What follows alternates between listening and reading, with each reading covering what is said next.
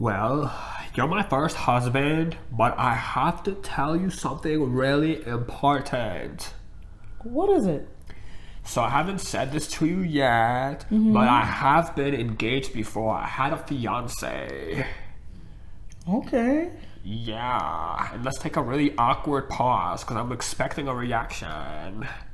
For me, I'm thinking about saving the planet. Okay, fine, Captain Planet. But anyway, he broke off the engagement, and I already paid for all this stuff, so we still went. That's weird. Oh. I meant to say that. I'm sorry.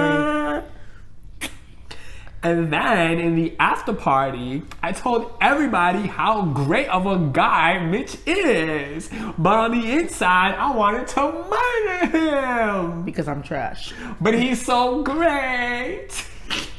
Yo. Want to talk about it? Yeah, let's talk about it. Crazy. What's up, everybody, and welcome. This beautiful lady here goes by the name of India, and of course, my name is Igor, and welcome to our channel where we like to talk about it. On this channel, we like to review shows such as Married at First Sight. Currently, we are in season 15, and this is episode 8. Yeah, so there was some interesting things that happened on this episode. We're gonna point them out, but as you know, on this channel, we are not gonna go through scene by scene. We don't have time for that. We don't have time for that. We do have a baby. He's asleep, and there's plenty of other people who will do that if that's what you're interested in. If you do want to hear the most important parts, hear our thoughts, and have a conversation with us in the comments down below, this is definitely for you. Subscribe, and let's definitely have a conversation. We definitely enjoy your thoughts. Check out our last video. We had a huge conversation in the comments below, and you could be a part of it. So without further ado, let's talk about tonight's episode. Okay. So in this episode, we see them all having parties, and you can tell that the producers told them to have theme parties. Yeah. I've been watching this show for so long, and this is the first time, so I was like, okay. How long? Since like, I think the first Boston with Jeopardy and Shanice. Okay, I don't know who that is, but okay. Yeah, because you weren't on it. You were like, I'm not watching that show. Anyway. Yeah, I couldn't. She's be in the back watching her show, and I'll be like, these people again? And look at you now. Yeah, look at me now. She suckered me in. Anyway, no, you suckered yourself in. Let's start with Nate and Stasha. Nate and Stasha. So, not much happened with these two. They bought afros. They wanted to look like they were like the 60s/70s vibe. Very groovy. Austin Powers. You didn't watch Austin Powers? Of course I watched Austin Powers. I told you this best movie ever, but go ahead. Anyway, I was thinking more like I'm not even gonna go there. So anyway, they wore afros, they took like the 60s, 70s vibe, and they had like the little party, and they didn't really fight or argue, they were getting along, and we see them talking to their respective friends. I'm ignoring you. And pretty much Nate's kind of like, you know, talking about how he's open to therapy, and she's talking to his friends, and it kind of clicked with us before we really went in on him in like the last few episodes. But now thinking about like he didn't grow up with a mom, she just left.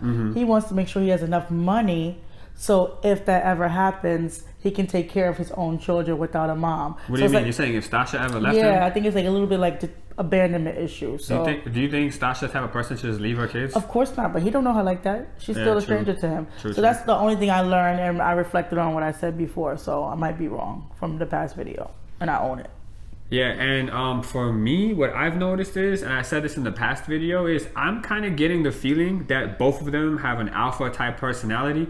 That's why Nate is kind of doing the shenanigans he's doing, like all the selfies and all the other stuff when they were getting married and stuff like that. He isn't really used to like this give and take type of situation, and I don't really know if Stasha is ready to do this give and take in a relationship. So I think right now, in the early stages of their, I want to say, marriage, I think it's like a kind of like an alpha battle, I think.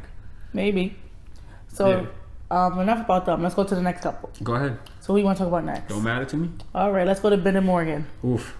She is dragging, and if you're not from New York, dragging means like she's just doing the most. She is dragging out this issue, and I really felt like she didn't like to be, what's the word? She didn't like when he put her business out there, the tree, but when his friends came over, she's like, no, tell him what happened, even though they talked. No, but you saw his face though? Yeah, he was like, Like, and that was the first time I was like, Igor, he is not smiling. He's always smiling. Nah, I don't know what was going on inside of his head. He had like a He probably felt betrayed himself. Like, we talked about it. She said she's getting over it. And then she wants him to recount it to his friends, her friends. And they're supposed to have like tacos and tequila, even though he brought the cheap tequila, trying to give everybody... Supposed to be a good time. Trying to give everybody headaches. And like literally she brings that up. That's not the time or the place. And if you look at his taller friend, the black one, you could tell that he's not feeling her, because she's like, you know, if someone does me wrong, I put walls up. And she said it with so much and proud. I'm like, these are his friends. Your goal is to make his friends like you. So God forbid you guys get in an argument, he can help you guys stay together. So I just think she's doing too much. Like, that should have been a 1 episode issue. It's over. We know you're a nurse. Show your paperwork. Go to work. Wear your scrubs. That's it. She actually wears her scrubs in the confessionals to really hammer home that she's a nurse. Oh, Jesus Christ. That's my whole thing. Girl, at the end of the day, you know better than anybody else. If somebody says something that's untruthful and you actually are a nurse, why are you going so hard? I understand that this whole thing is deep for her. You know, the whole thing with her dad, she trusted him, let him into her life, and he burned her. So now she's kind of like shut off. But girl, this is not a stranger. This is a person who you read vows to. This is a person you filled out, like a 400 questionnaire for. Like, this is what you wanted.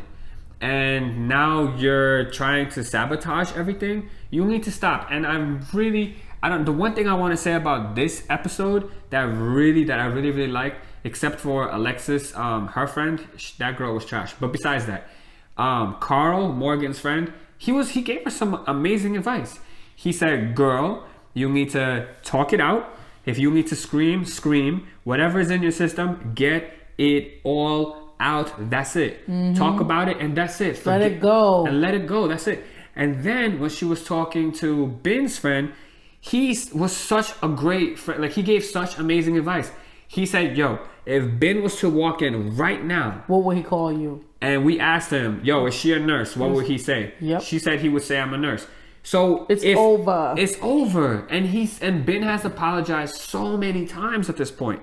What else do you need him to do? I feel like at this point, it's not Ben's fault anymore. Yep, that's why she was single. He made a mistake. He owned the mistake. He has tried everything. He's bought you flowers. He's tried everything he can. Didn't he buy her like her favorite like chocolate or something, he said? Yeah, he's done everything he could for you. But you, like India said, are still dragging it.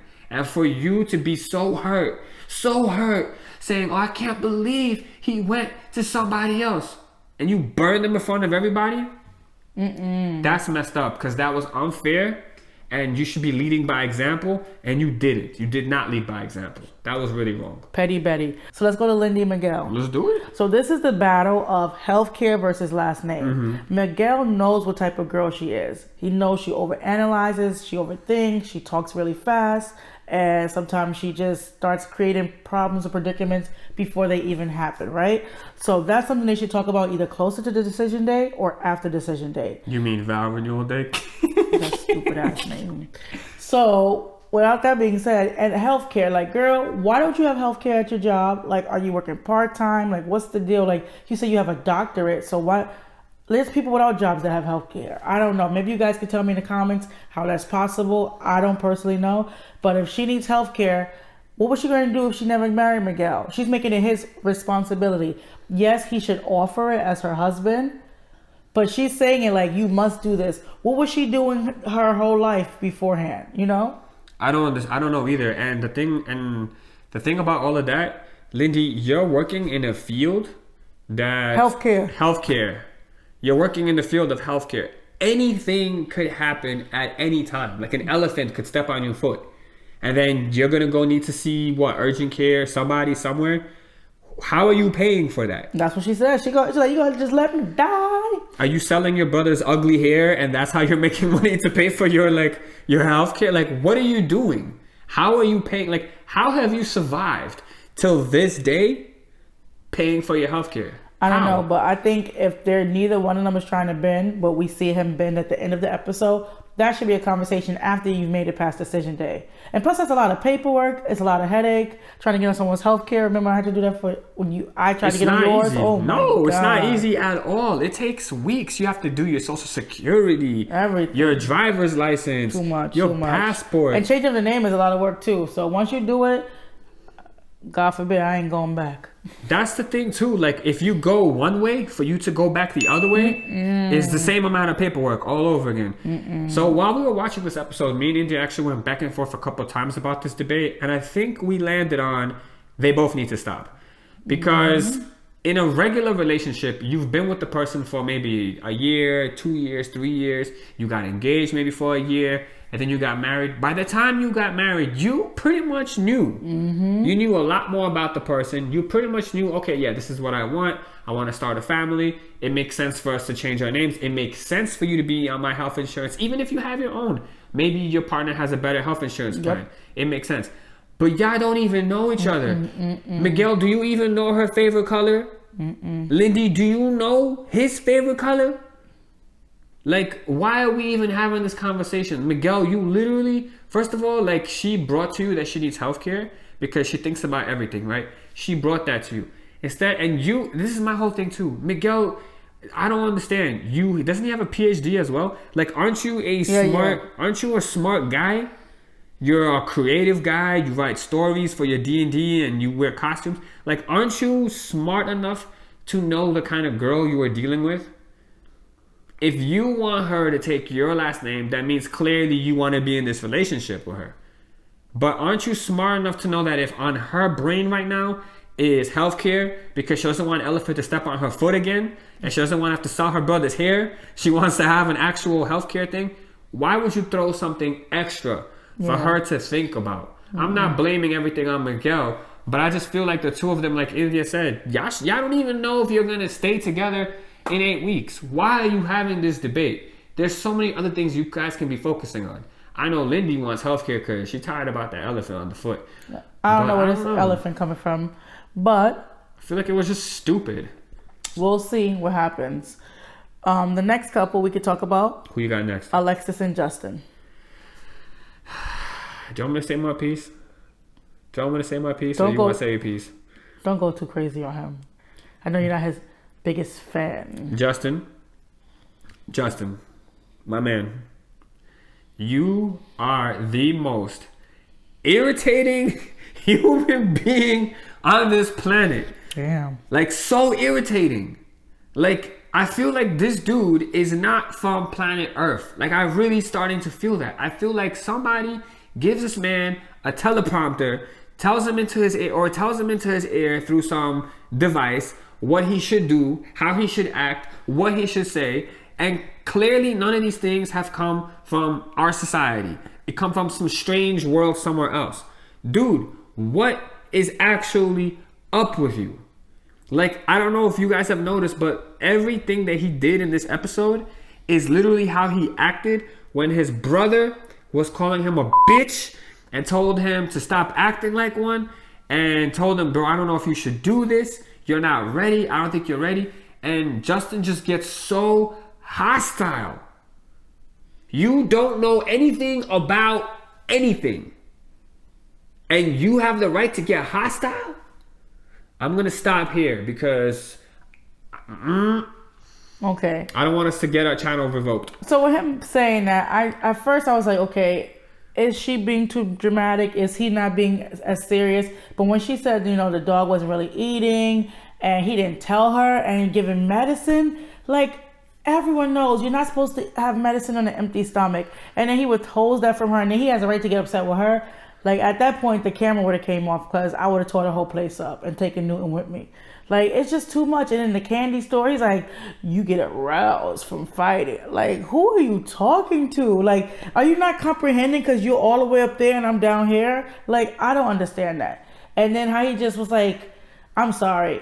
And I don't think I would have had that little housewarming or get together afterwards. Even the producers would have tried to, like, threaten me. And then they talk about it in front of their friends. Keep your private business to yourselves. But I did like what her friend said. The one that I told you was giving me Malcolm X vibes with the glasses. Yeah, he wanted to eat. He wanted to eat. He wanted to eat. That food must have been good. That pulled pork slider. Oh, I love me some pork. It's expected. It's expected, guys. Yeah, I love me some pulled pork. But he was like, you know what? Conflict's expected because you guys don't even know each other. You're learning how each other works. So they need to keep that in the back of their minds. And someone else, a friend said, in a different setting, said, remember, you guys are not enemies. Mm-hmm. You know, I think that was Alexis's friend or Justin's friend. And they need to remember that when they're fighting, you're not enemies. So he needs to listen because I usually go in on her, but she made valid points. And that's all I'm going to say about this couple.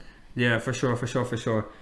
Like I said before, this season, the friends are really carrying. Mm-hmm. They're really, really carrying.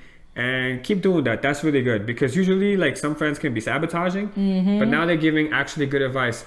And Alexis type person who she gets hurt, she runs. And she's not showing that right now.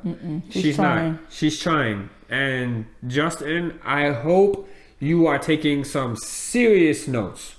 I hope you can sit down with your brother, rewatch all these videos. Whether you're going to stay with her or not, I don't think they're staying together. But regardless of the fact, when this season ends, I hope you rewatch all these episodes, as painful as it will be, with your brother, and really learn from the stupid things you did, the stupid things you said, and don't do this shit ever again. That's all I gotta say on him. And on that note, let's segue to the last couple. Let's do it. Kristen and Mitch. What the hell was that party? In that Party City wig. What was that? And you know how he likes to be cheap and also save the environment? So I'm like, is that wig rented? Like, did he find it in the dumpster? Like, no, he found that on the beach. I'm like, oh, somebody was at the beach. He was shaving somebody. He looked like Star Trek and Barbie, the Ken, you know, the boy had a baby. It was so weird. And I really think that she needs to stop bending because she just wanted to have a French theme, nice, elegant, sophisticated upper crust, you know, like type of housewarming. And he comes out with like futuristic, save the planet. Also, it's the end of the world. I was just like, what? I feel sorry if they do stay together and their future kids, when they want like a Paw Patrol theme, he's gonna be like, no, because all that stuff has to be bought. Coco Melon. He gonna say no. Sesame Street. That poor kid. Like, and they can't even have Jello shots because he wouldn't even like get the plastic cup she wanted. What are you gonna do with those metal cups afterwards? Put them on your chesticles and call them machine gun jubblies? Like, what are we doing? What are we doing, bro? I don't know. I agree with you. And from the way it looks, I think she actually does like him. I think she wants to stay married. I think she wants to have kids. Mm-hmm. Not necessarily with him, but if he got the juice, then she needs the juice to make the kids. And then I think she'll be on her own because she's getting up there in age. But I think, and we were talking about this earlier, I think that for now, she keeps bending. And it's okay, but I'm foreseeing in the future that they're going to get into a major conflict over this whole, you know, save the planet, non-reusable stuff.